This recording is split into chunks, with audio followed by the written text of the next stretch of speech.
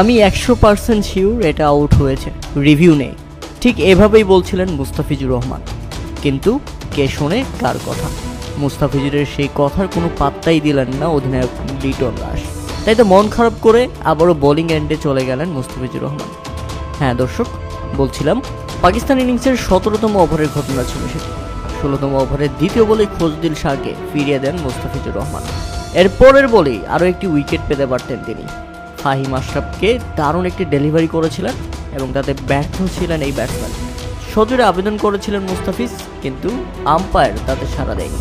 সরাসরি মুস্তাফিজুর রহমান লিটন দাসের কাছে চলে যান এবং তাকে বলেন রিভিউ নিতে, কিন্তু মুস্তাফিজুরের কথা শুনতে নারাজ লিটন দাস। পরে দেখা যায় এটা ছিল একেবারেই স্পষ্ট আউট। বলটা মিডল স্টাম্পে গিয়ে আঘাত করে রিভিউ নিলেই বাংলাদেশ উইকেট পেয়ে যেতে পারত। মুস্তাফিজ পেত ব্যাক টু ব্যাক 2 উইকেট, তার উইকেট সংখ্যা 3টিও হতে পারত, কিন্তু শেষ পর্যন্ত হয়নি। লিটন দাস মুস্তাফিজকে রীতিমতো হতাশ করেছেন।